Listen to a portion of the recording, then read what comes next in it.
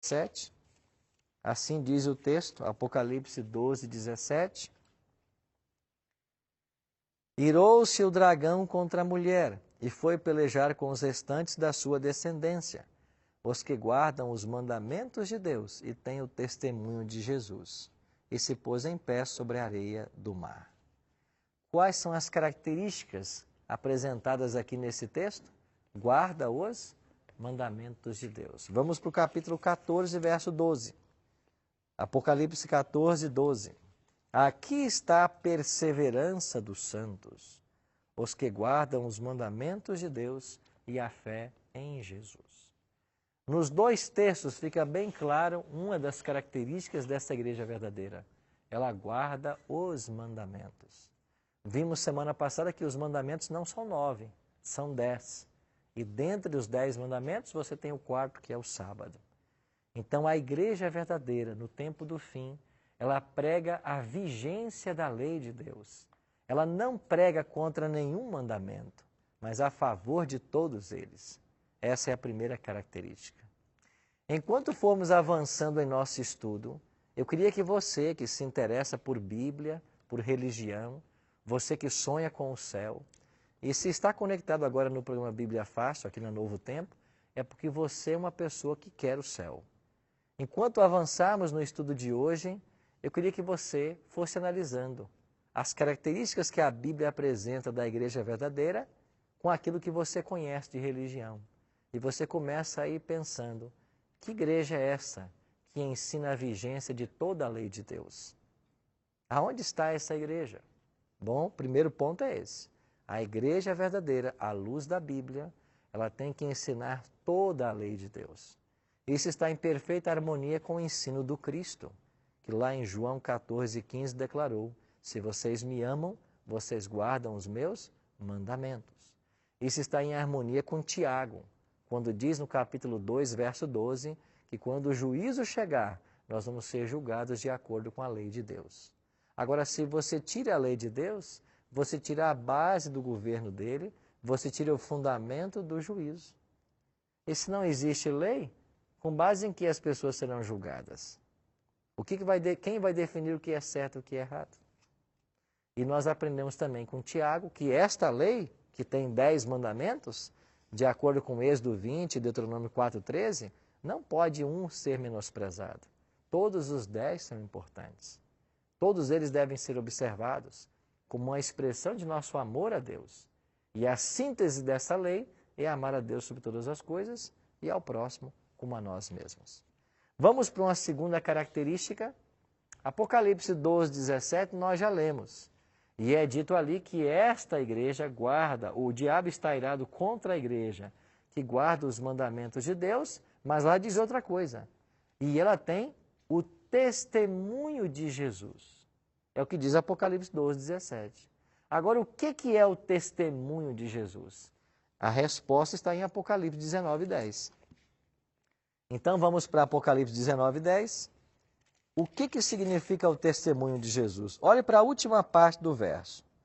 Pois o testemunho de Jesus é o quê? O espírito da profecia.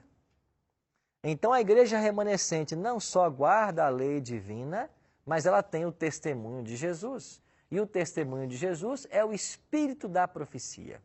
O que significa a expressão espírito da profecia? O dom profético seria visto nessa igreja remanescente no tempo do fim. Isso é lógico nos ensinos de Cristo. Jesus falou assim, nos últimos dias virão muitos falsos profetas. E ele até nos ajuda a interpretar ou discernir o falso do verdadeiro. Jesus vai dizer assim, olha, pelos frutos do profeta você vai conhecê-lo. Então Jesus disse que nós teríamos que identificar o falso do verdadeiro profeta. E a igreja no tempo do fim teria um profeta, teria o dom profético. A igreja adventista entende que uma mulher chamada Ellen G. White, ela é uma profetisa da igreja. Ela nasceu em 1827 e morreu em 1915. Há mais de 100 anos ela morreu. Ela escreveu mais de 100 mil páginas manuscritas. Ela teve mais de 2.000 visões e sonhos, onde Deus conversava com ela. E ela escreveu o conteúdo dessas revelações que Deus trazia para ela. Hoje eu não vou entrar em detalhes a respeito desse tema, porque dentro de mais uma semana ou duas, nós vamos ter um tema só sobre Ellen G. White. Vamos entender como funcionava o ministério profético na Bíblia e no tempo do fim.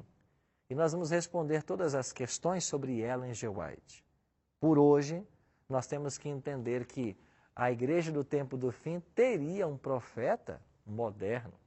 E a igreja adventista considera Ellen G. White como uma profetisa moderna. Num programa sobre os profetas, nós vamos entender perfeitamente o que isso significa. Uma terceira característica, é dito que a igreja verdadeira, ela surgiria como um movimento profético no fim das 2.300 tardes e manhãs de Daniel 8,14, ou seja, no ano 1844.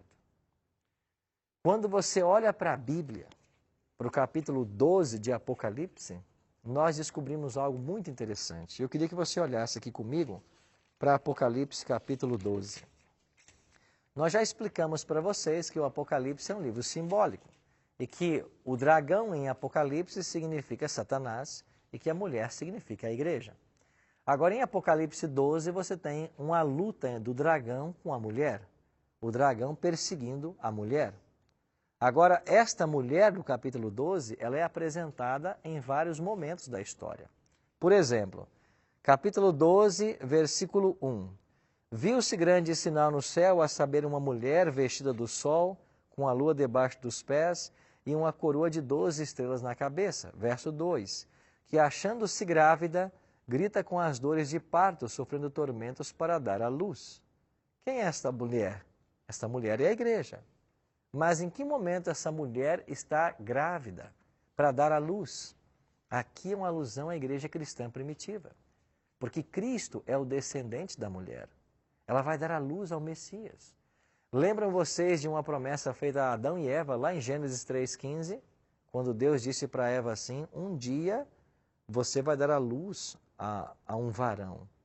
A sua semente, o seu descendente, vai ter o calcanhar ferido pela serpente, mas o seu descendente vai esmagar a cabeça da serpente. Então, lá em Gênesis 3,15, temos a primeira promessa do Evangelho. Um dia, a mulher daria luz ao descendente. Então, aqui nós temos uma figura da igreja primitiva. Agora, quando você vai para o versículo 6, Apocalipse 12, 6, diz que a mulher fugiu, porém, para o deserto, onde Deus lhe havia preparado lugar para que nele a sustentem durante 1.260 dias. Bom, agora a mulher foge para o deserto. Se cada dia em profecia é um ano, são 1.260 anos. Já estamos falando da Igreja de Deus na Idade Média, quando por 12 séculos ela se escondeu das perseguições da Idade Média. Agora, quando você vai para o verso 17, que é o verso que nós já lemos, diz que esse remanescente, no verso 17, seria odiado por Satanás e o diabo tentaria destruí-los porque eles guardam os mandamentos de Deus e têm o testemunho de Jesus. Então, quem é essa igreja do capítulo 12, 17? É uma igreja que surge depois do período do deserto. Então, a igreja do 12, 17, ela tem que aparecer no cenário mundial pós 1.260 anos de perseguição da Idade Média. E nós entendemos que essa perseguição terminou em 1798, com a prisão do Papa Pio VI. Isso quer dizer que essa igreja sai do deserto pós 1798. E a profecia de Daniel 8,14 dizia que ela sairia quando terminassem 2.300 tardes e manhãs. E as 2.300 tardes e manhãs de Daniel 8,14 terminam exatamente no ano 1844. Ou seja, esta igreja apareceria no cenário mundial no ano 1844. Nós iremos para o intervalo e assim que voltarmos, veremos outras características dessa igreja. Não saia daí, a gente volta em instantes. Primeiramente, começou com a minha irmã, né? Ela sempre participava do Na Mira da Verdade, outros programas da TV Novo Tempo. Aí ela falou para mim ela assistia a Bíblia Fácil também. Aí eu me interessei, comecei a assistir. Aí, ano passado, ela acompanhou as inscrições e tal, e se inscreveu. Aí eu não pude me inscrever por motivo de trabalho, de faculdade. Aí a gente até pensou em se inscrever junto, né? Que a gente já viu que às vezes são chamados, né? Casais ou pessoas que são parentes. Aí eu deixei para me inscrever depois, quando pudesse. Felizmente agora, né? Eu me inscrevi e eu tô de férias de tudo, então... Aí, e eu na igreja, eu sempre... Eu sou músico da igreja, sempre estive na igreja. Eu fui professor da escola dominical por um bom tempo. E eu dava aula para jovens, assim, eu percebi que faltava um pouco de interesse, né? Que eu acho que é até um pouco normal. E também eles meio que não sabiam coisas básicas, sabe? Teve uma vez até que eu fiz uma provinha, botei Isaac casou com quem? Não sabiam isso, questões assim, né? E também a parte que foi praticamente, foi até meio engraçado, que eu até falei no vídeo, uma vez o rapaz estava pregando e falou que antes, falou da parábola do rico e do Lázaro, né? Ele disse que antes o rico podia ver o Lázaro, mas aí o véu se rasgou e agora não pode ver. Aí eu pensei, não tem nada a ver, o véu se rasgou com a parábola. Aí eu percebi que todo mundo ficava quieto, todo mundo aceitava. Aí eu me incomodei com essa situação, eu pensei, procurei aprender mais, sabe? Aí foi aí que eu procurei me inscrever. Bom, eu sou de Bauru, do interior de São Paulo, e eu a vida inteira fui na igreja, né? Eu sempre fui. Mas há 2 anos eu conheci um amigo que ele é da igreja adventista. E daí a gente começou a conversar bastante e ele começou a me explicar muitas coisas. E daí há 1 ano e meio, mais ou menos, atrás, teve uma outra temporada do Bíblia Fácil e ele me mandou o link e falou assim, Jaque, por que você não se inscreve? Eu nem dei bola pra ele. Mas daí, uma outra vez, ele estava assistindo o programa e ele me mandou o link do programa. Eu já conhecia alguns outros programas da Novo Tempo, mas não Bíblia Fácil. Aí eu assisti, só pra começar a assistir, assim, e eu amei. E daí eu comecei a aprender muita coisa com ele, e assistindo os programas, e é o que ela falou, a gente começa a ver que tudo que a gente aprendeu até aqui não fazia sentido com a Bíblia.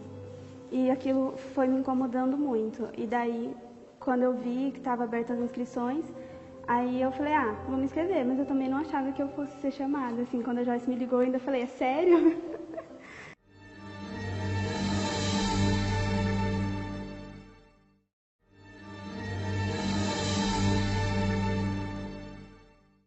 Estamos de volta com o programa Bíblia Fácil, hoje identificando a Igreja Verdadeira.